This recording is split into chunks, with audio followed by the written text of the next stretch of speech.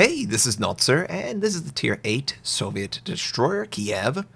He has 16,200 health, a top speed of 42.5 knots, 6 130mm guns, 10 torpedoes, a surface detect of 7.9 kilometers, and 36 AA defense rating.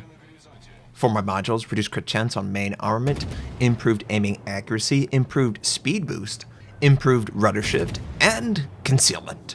For my commander, preventative maintenance, last stand, basic firing training, and advanced firing training.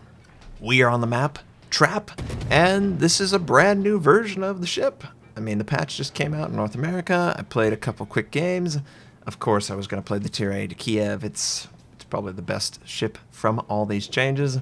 It gained the ability to equip concealment, and I also wanted to try that speed boost module, which is a reward from super containers, or, of course, ranked play, and I got this one from ranked play. I am not a lucky person. I don't get things like modules that are useful. So, we headed off to A. The speed boost lasted the entire time.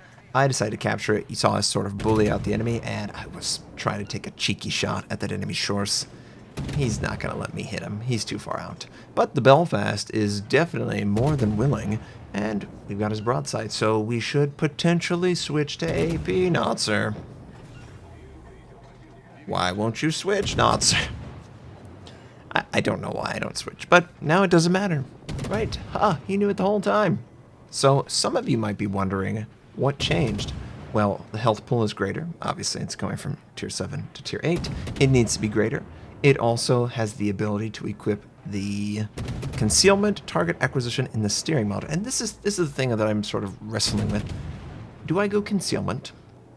Or do I go a standard Soviet build where maybe I have propulsion for stopping and starting and then I get better steering? I don't know. The concealment on this ship is actually, within reason, impressive enough to go head-to-head against some of those US or even the Japanese. Obviously, it's going to be worse, but every little bit helps for objective play, and you find that more times than not, the team doesn't want to play the objective. Ooh, are you kidding me? Also, you might see that there are 8-kilometer range torpedoes on this. That is an upgrade. You did not have 8-kilometer range in the Tier 7, which is nice. I can actually go against this enemy Amagi and maybe potentially hit him without being suicidal in that 4-kilometer range requirement. The torpedoes, they are slower, but, I mean, I would rather have the range than the speed, honestly. Now, here is a target that is definitely broadside, so 100% we're switching to AP. Obviously, the AP is going to stick, and it should do more damage if the shells penetrate. Some of the shells, though, are failing to penetrate. You notice where I'm trying to aim? I'm trying to aim just above the hull, just at that superstructure seam line. That's where you're going to hit the shells. They're going to do the full damage, but they're not going to overpin or fail to pin. Now, obviously, as he angles, that's not going to happen any longer, and you need to switch to HE, but, I mean, conveniently, he runs into the torpedo, so I don't have to kill him with my HE. Now, some of you are like, oh, the Kiev, you chose like the best Soviet destroyer that got the changes. What about the Ognivoy or the Udaloy? Yeah, I think some of the changes are kind of crappy. My Ognivoy, for instance, it's stock. 100%. And that's not fun. I don't like being that weak. And I have to do a grind. I have to spend free XP. Admittedly, I did spend free XP on the Udaloy to get it back up. I'm not 100%. I can't honestly remember if I had the free XP or it was credited to me. But I do remember that I didn't have 30 million credits before this change, and that's really nice. That's like 2 full Tier 10s I could buy, or a bunch of modules in one. You know, it's great. So the team has A. The enemy has B and C, but they are, of course, contested. You don't gain anything from being contested, so I'm just going to try and work my way towards B point and assist my teammates as I do that. Obviously, HE, I'm not using a very spectacular commander. I really am very bare bones. I will eventually have these commanders up because I just enjoy the gameplay so much. We hold our fire half a second to make sure we don't hit the Cleveland. I mean, he's pink already. You never know. Maybe he just turns on us and fires. Speaking of pink, why do I have 2 guys that are on my team that are pink? That seems really high. Usually there's nobody, maybe one.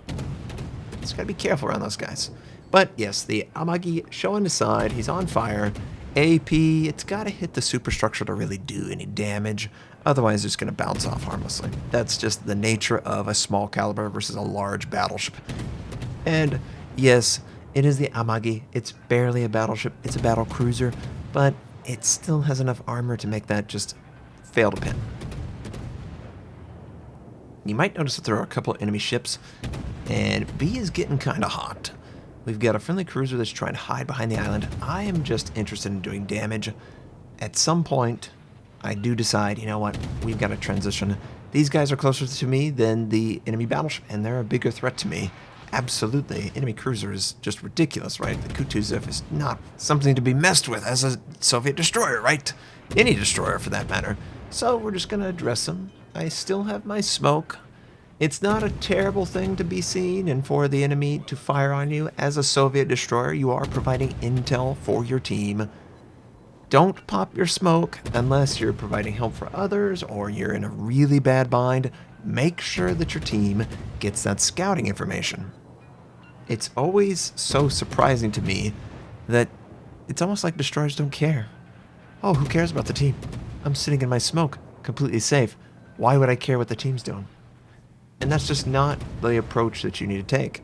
We do have a friendly destroyer on the opposite side of the island, so he can see it. I'm trying to get some cheeky shots, obviously. Whenever you're firing behind an island, you've got to consider the angle of the target, and the only way you can do that, if you don't have visual contact with it, is to use the minimap. So I've sort of got one eye on my crosshair, the other eye is looking actively at the angle of that particular target on the minimap. And you just gauge, get used to this, and that's how you really hit these targets. We're not getting lucky with fires. I'm not running inertial fuse. There's really no reason for the fires to be that bad. I mean, two fires? Really, Notser? 2? It's just the way the game works out, right? Sometimes you get super lucky. Everyone knows this. Sometimes you have no luck whatsoever.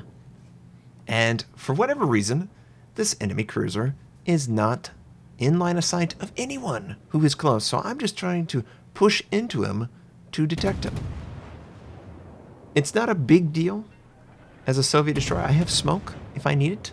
I don't need to use smoke unless, obviously, they're trying to fire at me. My boost is down, and we're just trying to just chip away at him. There is an enemy Gnevny who could potentially be a target. There's also an enemy battleship on the other side of the island, and it does feel like he wants to kill me. I'm sure everyone has had that feeling. Does this guy want to kill me?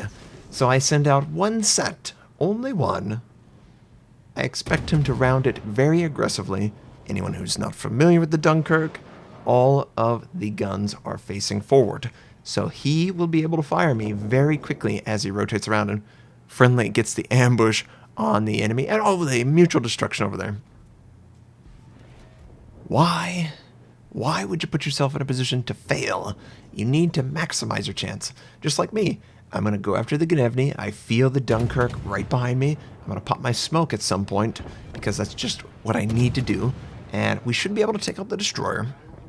Deal with the Dunkirk whenever it's actually a issue. And it's all going to work out, right? Nothing bad is ever going to happen to Notser. Notser's just going to be really happy that he misses out on a kill. Look at the secondaries. Oh, Kiev, it's so cute that you have secondaries. All right, there you go. He's dead. Enemy Dunkirk, yep, rounding the corner. 2-kilometer range. When that number reaches 2, he will auto-detect me. So I need to get around so my torpedoes can be used. And it's obviously neutral, so it doesn't matter, port or starboard. I just need to rotate quickly, and oh, we're so close. He's at 2 kilometers. I'm trying to gain it, but of course we don't, and he just unloads a ton of HE. Well, it doesn't matter now, right? Doesn't matter now, so we're just going to send torpedoes close range. It looks like he has no choice but to take them, and oh yeah. We take out that enemy Frenchie, and now we can capture B point all alone. And it's always interesting to me when B point becomes the combat area, because on trap, it's just so interesting that the island protects most of the combat area. You can really manipulate it a lot, but there's also some side of me that says, you know what? It shouldn't be this easy to avoid multiple enemy ships, but that's just what islands will provide you. The Dunkirk was surrounded, but he was still able to almost kill me. And that's just the way it goes, right, as a destroyer. He just unloaded probably, what 12,000? I don't know. He's got 8 guns in the front, so that's just the way it works. Now we have our counterpart, the Ognivoy, the tier 8 Ognivoy. So let me just paint a picture for you. I am in a ship that has 6 guns. It also has a secondary gun. It has torpedo ranges of 8 kilometers and a fairly reasonable reload cycle for those torpedoes.